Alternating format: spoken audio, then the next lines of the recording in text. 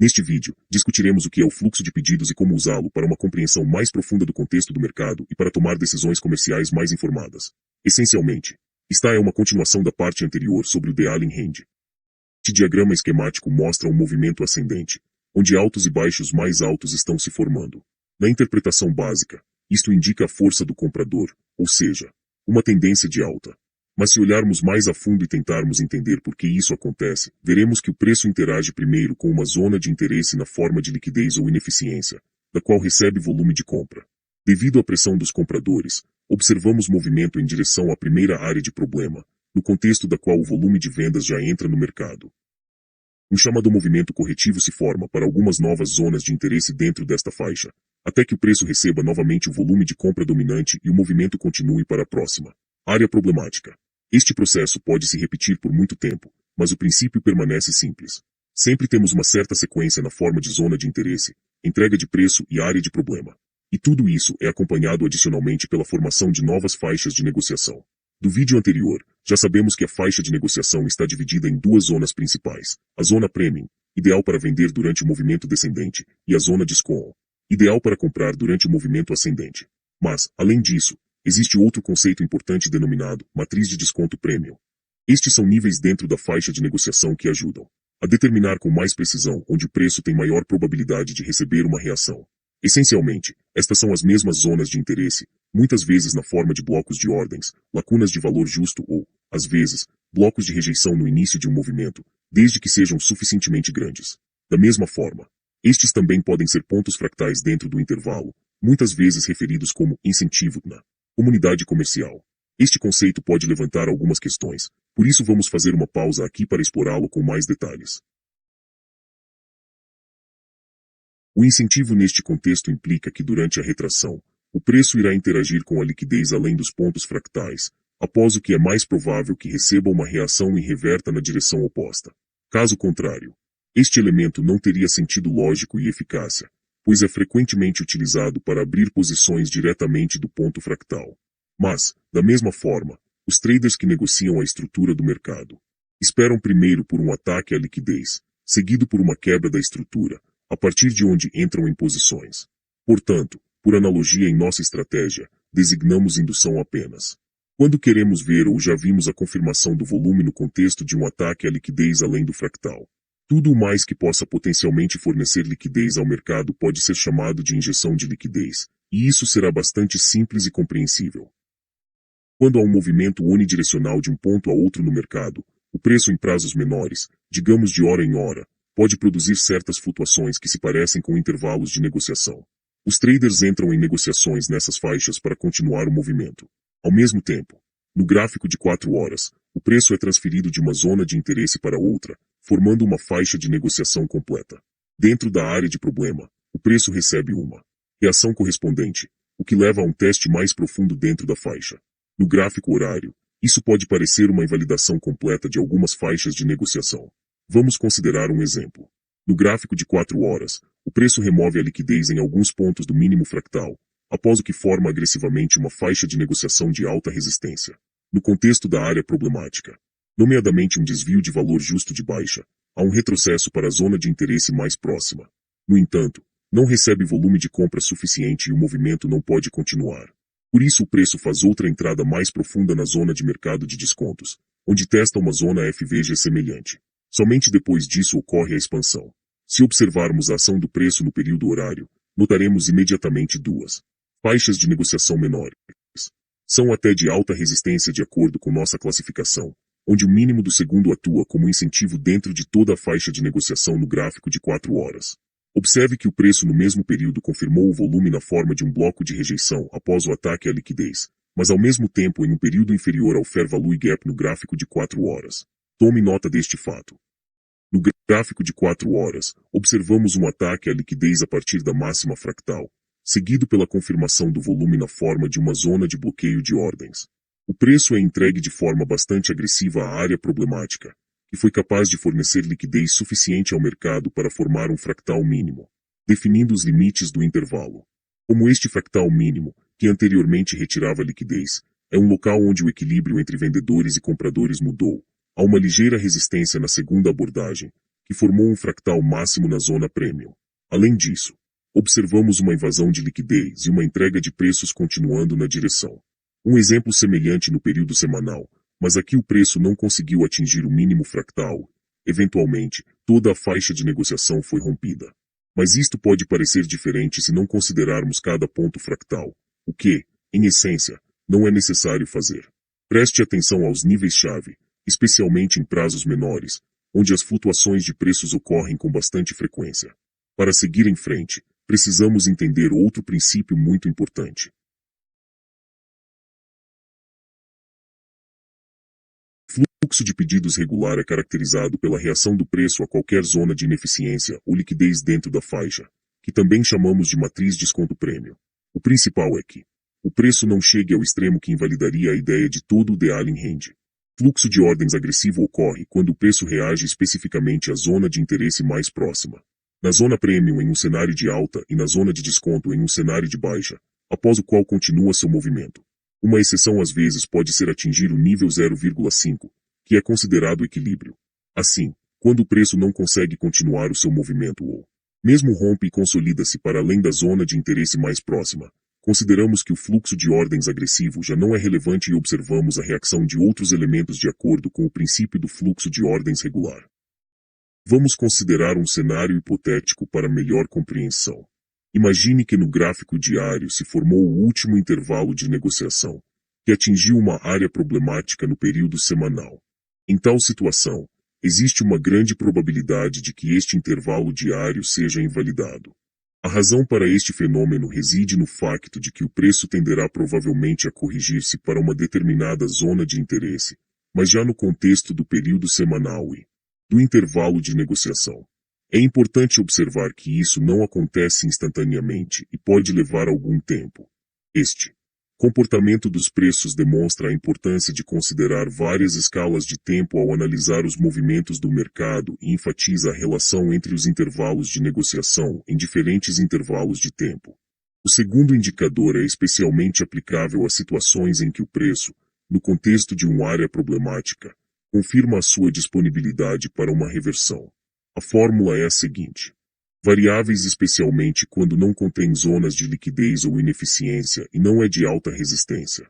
Esta faixa de negociação semanal contém ineficiência, mas mesmo assim, se olharmos para o período diário para ver o que aconteceu dentro deste fractal, podemos facilmente descobrir que o preço confirmou o volume na forma de uma zona de bloqueio de ordens, e iniciou-se um movimento corretivo, ignorando a zona de ineficiência mais próxima. O ponto principal é que sempre nos esforçamos para trabalhar a partir da zona de interesse mais próxima, dentro da estrutura de um fluxo de pedidos agressivo. Consideremos um exemplo. Em um gráfico de 4 horas, há uma área problemática e a zona de interesse mais próxima. Se o preço, no contexto da área problemática, confirmar o volume, digamos no gráfico horário, depois atingir a zona de interesse e continuar seu movimento, nossa fórmula perde relevância e pode ser ignorada. Porém, se após a confirmação do volume o preço ultrapassar a zona de interesse mais próxima e se consolidar além dela, o fluxo de ordens agressivo perde sua relevância. Neste caso, mudamos para o princípio do fluxo de ordens regular dentro de toda a faixa de negociação e esperamos que o preço reaja a outras zonas de ineficiência ou liquidez, acima ou abaixo, dependendo da direção do movimento. Esta mesma lógica se aplica mesmo nos casos em que o preço não confirma o volume no contexto da área problemática. É crucial compreender e considerar esse ponto sutil, mas importante. Aqui é necessário fazer um acréscimo importante. A zona de interesse dentro da faixa não precisa necessariamente estar no mesmo intervalo de tempo que a área problemática. Isto é especialmente relevante no contexto de fluxo de pedidos agressivo. Você, também, em seguida, entrar na zona de interesse mais próxima em um gráfico horário, que não consegue romper ou a partir da qual reverte. Isso também pode ser considerado um fluxo de pedidos agressivo. Se ilustrarmos esquematicamente onde começa o fluxo de pedidos, geralmente é uma zona de interesse, por exemplo, no período semanal. No contexto desta zona, o preço confirma o volume no gráfico diário e pode formar uma determinada faixa de negociação. No nosso exemplo ocorre uma situação semelhante. Depois de reequilibrar o Fair Value Gap semanal, o preço remove a liquidez da máxima fractal semanal. No gráfico diário, são formadas 3 ineficiências, um bloqueio de pedidos e 2 gaps de valor justo. Qualquer uma destas zonas pode servir como zona de interesse, no contexto da qual procuraremos posições para continuar o movimento dentro da faixa de negociação de alta resistência. Para uma análise mais detalhada, precisamos mudar para o gráfico de 4 horas. Aqui vemos que o preço rompe impulsivamente a primeira zona de interesse, mas no contexto do segundo FVG, bem como o bloco de ordem no período diário. Confirma o volume no gráfico de 4 horas na forma de outro FVG. No gráfico horário, observamos uma injeção adicional de liquidez na forma de um ponto fractal. Portanto, podemos fazer nosso pedido. Aqui mesmo. Definimos o stop loss atrás do máximo fractal de 4 horas como ponto de invalidação para esta ideia. Como a nossa zona inicial a partir da qual estamos trabalhando é o Fair Value Gap diário de baixa, a meta também estará no período diário, ou seja, no mínimo fractal. De onde foi feita a entrada da posição? A execução não demorou muito e a posição fechou no dia seguinte com uma relação risco-recompensa de 2,62. Passamos novamente para o período diário e vemos uma nova faixa de negociação de alta resistência com um bloco de ordem na zona premium. No gráfico de 4 horas, dentro do bloco de pedidos diário, há um fractal máximo como um incentivo potencial, do qual queremos ver a confirmação do volume. No gráfico horário, o preço confirma o volume formando um bloco de rejeição, que fecha com a segunda vela abaixo do nível fractal, que geralmente pode ser usado porque a própria zona de rejeição é toda a vela preta. Observamos também a formação de uma faixa de negociação de acordo com a segunda fórmula com um ponto fractal dentro da zona de desconto. Esta posição será um pouco arriscada, mas ainda podemos abri-la dentro da nossa lógica para esta combinação, variável uma confirmação de volume maior que variável. Definimos o stop loss atrás do máximo fractal e o take profit na área problemática de área mais próxima, que é o mínimo fractal. O preço recebe nosso pedido de forma bastante impulsiva, mas no final começa a se mover em nossa direção. Ao mesmo tempo, uma zona de bloqueio de ordens está se formando no gráfico de 4 horas, o que é uma confirmação completa do volume em um período abaixo do bloco de ordens diário. A partir daqui, também podemos entrar numa posição se a relação risco-recompensa for ideal para nós. Existem duas opções. Aqui, podemos entrar imediatamente com uma relação risco-recompensa mínima de 1 hora e 5, ou podemos mudar para o período horário e verificar se existe uma zona que possa fornecer liquidez ao mercado. No gráfico horário, há um FVG de baixa, a partir de metade do qual podemos entrar com uma relação risco-recompensa de 1 hora e 8, o que é muito bom. O preço abre a nossa posição, mas não atinge o alvo, e aqui está um ponto muito importante. Se um stop de equilíbrio tivesse sido definido após o preço se afastar de nossas posições, ambas as posições teriam fechado em zero. Mas a essência é que, se o preço retornar aos pontos de entrada, a ideia ainda não será invalidada e o ponto de equilíbrio não significa que não perderemos dinheiro. Pelo contrário, poderemos perder boas oportunidades de monetização, que é exatamente o que acontece no final. Nossas posições fecham em lucro, 4,2 e 1,8. Observe que, na verdade, ignoramos o bloco de rejeição de alta 2 vezes seguidas, e tudo simplesmente porque estamos trabalhando de acordo com a lógica do fluxo de pedidos e das zonas de interesse dentro deles. Não teria sido possível abrir uma posição pela terceira vez usando uma lógica semelhante, porque este mínimo fractal era semanal, no contexto dele. O preço confirmou os volumes formando um bloco de ordens.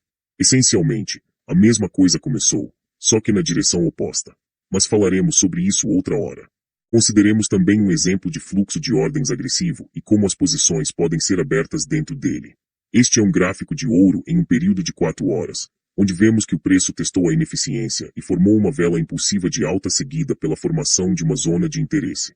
Podemos mudar para o período horário e identificar uma faixa de negociação de alta resistência dentro da qual estamos prontos para trabalhar.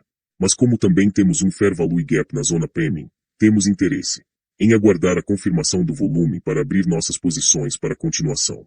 Vemos que o preço testa o FVG de 4 horas e confirma o volume, através da formação de um bloco de ordens e outro FVG dentro dele. A partir daqui podemos fazer nosso pedido. Definimos o stop loss atrás do mínimo fractal e o take profit de acordo com o seu sistema de risco. Digamos que vou definir de 1 a 3. Infelizmente, na abertura da sessão de Londres, o preço fecha a nossa posição com prejuízo e testa mais profundamente a zona de interesse, após o que forma uma nova faixa de negociação com um bloco de ordem dentro. Esse também é um ponto para abrirmos posições. Novamente, definimos o stop loss atrás do mínimo fractal, e o take profit para mim aqui será padrão, 1 a 3, para ilustrar a lógica de abertura de uma posição. Aqui a posição fecha essencialmente com uma vela dentro de 1 hora. Mudamos para 4 horas e observamos novamente uma faixa de negociação de alta resistência com ineficiência na zona premium. No gráfico horário, o algoritmo de ações é exatamente o mesmo. Aguardamos o teste e a confirmação do volume. Aqui o preço já forma uma zona de bloqueio de ordens e FVG dentro na abertura da sessão de Londres, de onde entramos em posição. Conseguimos uma execução muito rápida. Repetimos o processo mais uma vez. Novamente, no gráfico de 4 horas, temos uma faixa de negociação de alta resistência. Dentro da ineficiência mais próxima, aguardamos a confirmação do volume na tabela horária. Vemos exatamente o mesmo bloco de pedidos com ineficiência interna. Novamente, obtemos uma execução rápida. No gráfico de 4 horas, o preço forma novamente uma faixa de negociação, mas não observamos ineficiência na zona premium. No entanto, o preço continua o seu movimento, formando outra faixa de negociação onde existe uma zona de ineficiência muito pequena.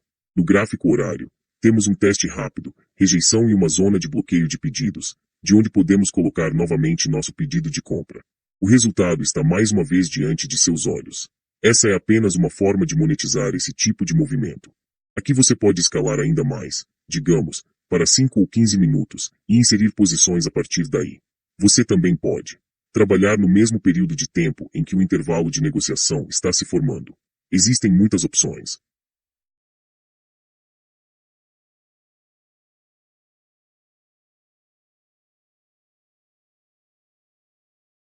No contexto de um determinado movimento de mercado, estão presentes compradores e vendedores, permitindo uma troca de ativos mais equilibrada. É importante considerar que a entrega do preço é sempre um processo desequilibrado em que um lado, seja o comprador ou o vendedor, domina. O segundo tipo é a entrega ineficiente de preços, o que implica que a troca de ativos ocorre de forma desigual em determinadas faixas de preços entre compradores e vendedores. Isto significa que existem locais no mercado onde as ordens permanecem não executadas ou apenas parcialmente atendidas, o que é um sinal importante de precificação ineficiente. Você deve ter notado que a entrega ineficiente de preços é semelhante ao Fair Value Gap, que discutiremos a seguir porque é a primeira e mais simples ferramenta que usamos. O Fair Value Gap é um elemento price action formado por 3 velas onde a máxima da primeira vela não cobre a mínima da terceira vela em um cenário de alta, e a mínima da primeira vela não cobre a máxima da terceira vela em um cenário de baixa. A lógica por trás desta ferramenta implica uma reação impulsiva dos preços às zonas de liquidez ou ineficiência devido ao aumento de uma grande quantidade de liquidez no mercado, que também chamamos de volume de compra ou venda. Isto leva a uma troca desigual de ativos entre as partes. Quando um Fair Value Gap de alta se forma no gráfico, o intervalo onde os pavios das velas não se sobrepõem indica uma falta de participantes que estavam prontos para vender tanto quanto os compradores estavam prontos para comprar. Não houve volume de vendas suficiente para absorver o volume de compras, resultando em ordens de compra não atendidas. Por outro lado, quando uma lacuna de valor justo de baixa se forma no gráfico, significa que não houve volume de compra suficiente para absorver o volume de vendas nessa faixa, levando a ordens de venda não atendidas. Esta é a principal razão pela qual, quando estas zonas são testadas, o preço muitas vezes reage e inverte na direção oposta. Os máximos e mínimos das velas se sobrepõem. Agora vamos falar sobre os níveis de FVG e a reação dos preços a eles. Basicamente, temos os limites superior e inferior do Fair Value Gap.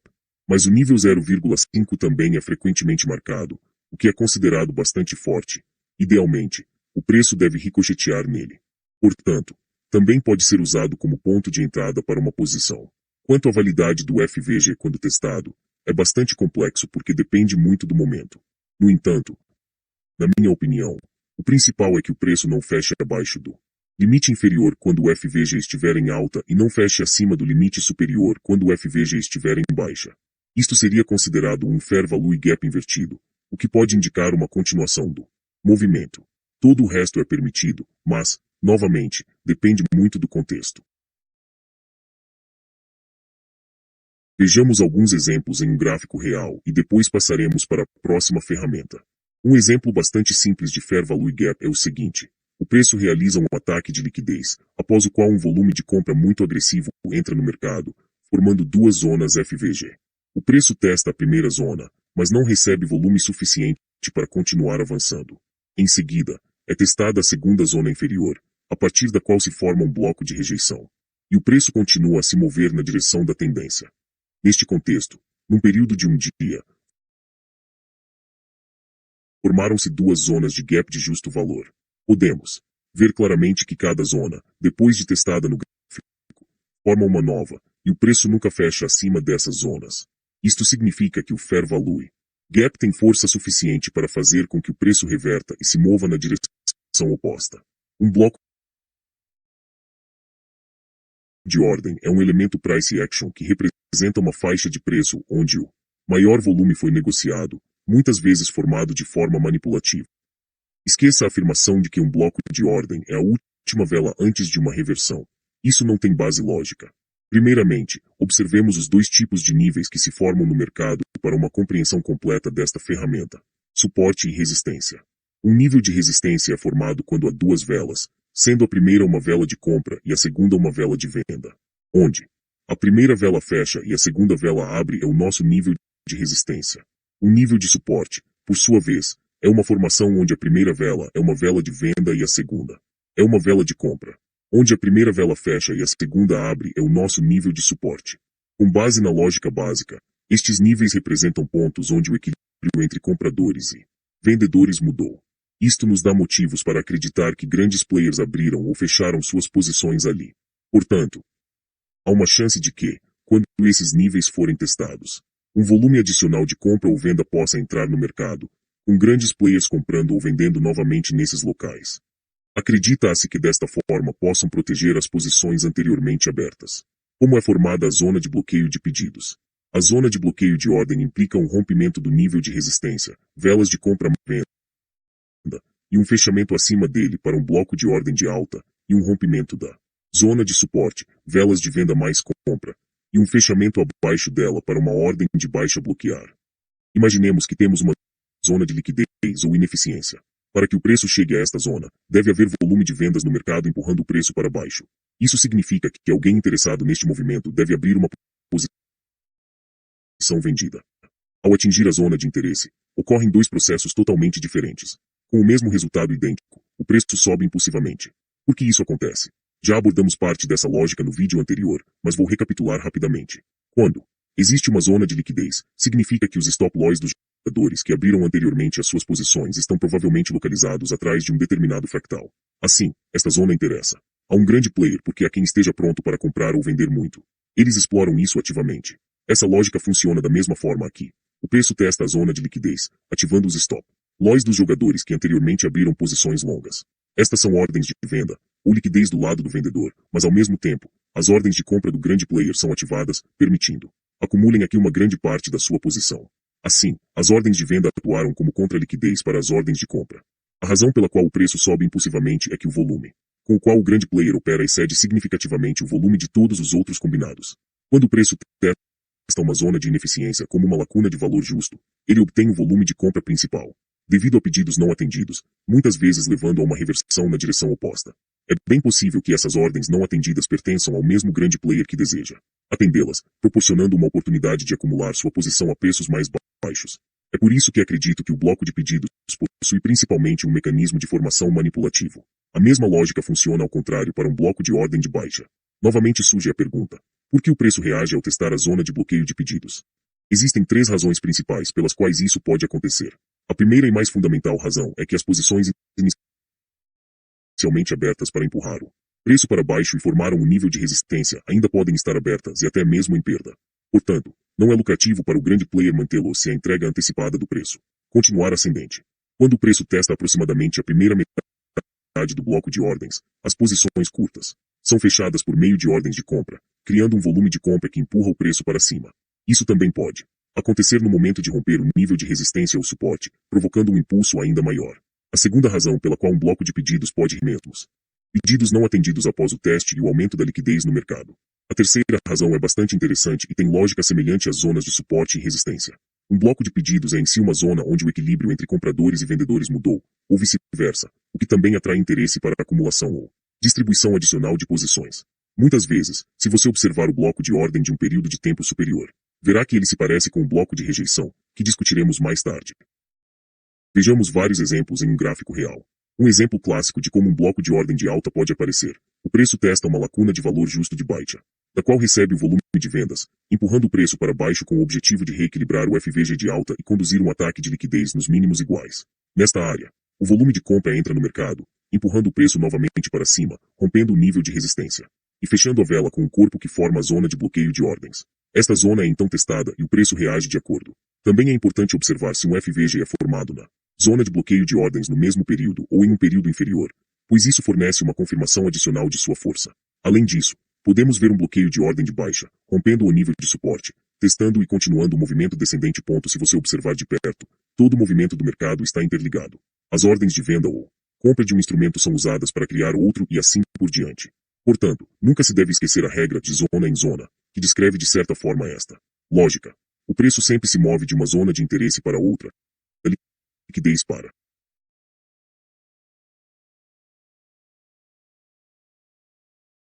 a ineficiência e vice-versa, ou da liquidez interna para a liquidez externa e vice-versa. A terceira e última ferramenta é o bloco de rejeição. Sua lógica de funcionamento não é absolutamente diferente de um bloco de ordem, mas a formação desta ferramenta depende muito do período de tempo a partir do qual você está observando, do tempo de abertura e fechamento de velas. Da mesma forma,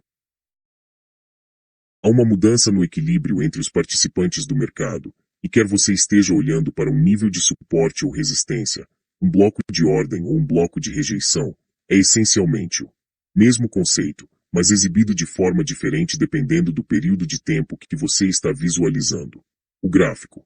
Vamos entender como identificar um bloco de rejeição. Primeiro, um bloco de rejeição consiste em duas velas onde nossa área de interesse será o alcance dos pavios de ambas as velas. Não importa qual pavio é mais longo ou mais curto. Se houver apenas uma vela com pavio longo, isso é considerado uma simples rejeição e uma indicação de volume que entra no mercado. Existe uma probabilidade de que a vela subsequente apenas continue o movimento. Em segundo lugar, é importante que o pavio da vela varra a liquidez ou reequilibre a ineficiência. Contudo, às vezes um bloco de rejeição fecha dentro da área de interesse. Isso também é aceitável e pode ser usado porque não invalida a lógica da ferramenta. Vejamos alguns exemplos no gráfico. Este é um bloco de rejeição formado no período de um dia. Se marcarmos esta zona e depois mudarmos para o período de 4 horas, poderemos observar aproximadamente a mesma área do bloco de ordem. Outro exemplo no período de um dia, mas desta vez com um bloco de rejeição de baixa. Se mudarmos para o período de 4 horas, veremos novamente que ele se assemelha a uma zona de bloqueio de pedidos. Aqui, o bloqueio de rejeição ocorre no prazo de uma semana. Se mudarmos para um período de tempo menor, no nosso caso um dia, veremos exatamente a mesma zona de bloqueio de pedidos. Façamos uma conclusão final e ponhamos fim à questão das ineficiências. Alta. O modelo baseado em castiçal normalmente se refere a uma sequência de 3 velas em um período de tempo superior, como 1 hora ou superior. Aqui está como funciona. A primeira vela configura um faixa com seu alto e baixo. O segundo, a vela tira a liquidez da primeira vela por um pavio. A terceira vela sai deste intervalo. Tenha em mente que o modelo nem sempre precisa ser uma sequência de 3 velas. Ele também pode se formar com uma série de mais de 3 velas. A principal diferença é que uma sequência de 3 velas normalmente acontece durante um período mais curto, mas o princípio permanece o mesmo. Sejam 3 velas ou mais. Por exemplo, nesta série de velas, você pode ver que várias velas foram formadas para atingir o ponto mais alto do intervalo. Vela. A sequência é assim: primeiro uma vela de faixa foi formada, seguida por uma barra interna, então tivemos uma vela arrebatadora que varreu abaixo da faixa com sua sombra e finalmente o preço formou várias outras velas até atingir o máximo da vela de faixa. Esses conceitos também se aplicam a mercados de baixa. Você pode aplicar esses princípios em diferentes períodos de tempo e em qualquer gráfico baseado em ação de preço para solidificar o que aprendemos até agora. Vamos ver mais exemplos de modelos estratégia baseados em candlestick que podemos encontrar no mercado, começando do topo. 21 horas para combinar seu período de entrada com o período de tempo da estratégia. Você deve considerar que se o intervalo da estratégia se estiver no período mensal, então, para a entrada você deve usar o período diário. Se o seu trader vier do gráfico diário, você deverá executar sua negociação no período de 1 hora. Se o seu modelo identificado estiver no período de 4 horas, as entradas deverão vir do período de 15 minutos. Período de tempo: se o seu gráfico estiver no período de 1 hora, então você pode usar um Período de 5 minutos ou 1 minuto para sua entrada se usar o período de 15 minutos para identificar a estratégia. Então você deve usar 1 minuto para fazer uma venda ou posição de compra. Agora vamos ver como usar o modelo da estratégia a nosso favor e executar negociações com base nele.